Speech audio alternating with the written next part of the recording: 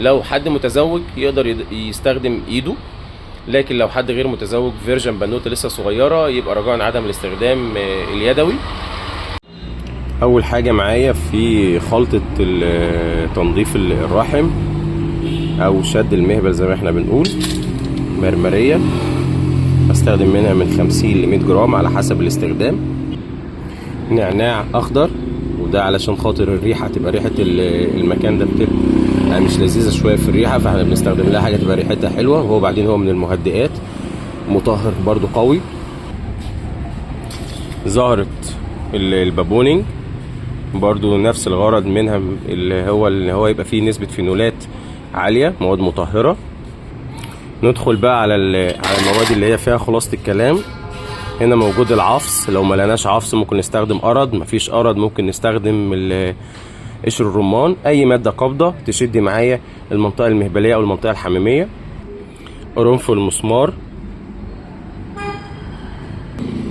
شويه كربونات اللي هو بتاع الطعميه عادي.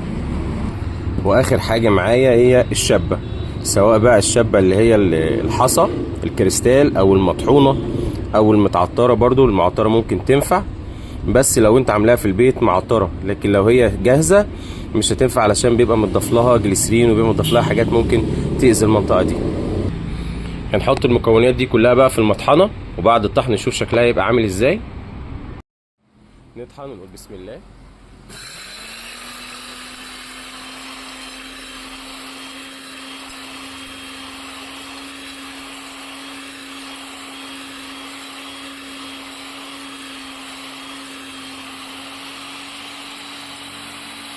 ده كده شكلها بعد الطحن.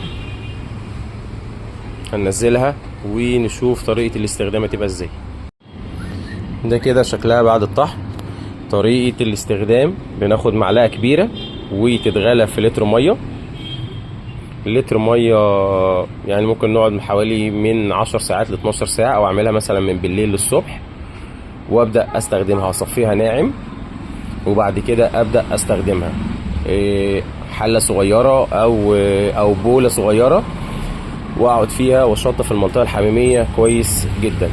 لو هي بنوتة غير متزوجة رجاء عدم استخدام اليد الى الداخل، لكن لو حد متزوج يقدر ينظف كويس السيور اللي هي البيضة، السيور البنية، اماكن الالتهابات.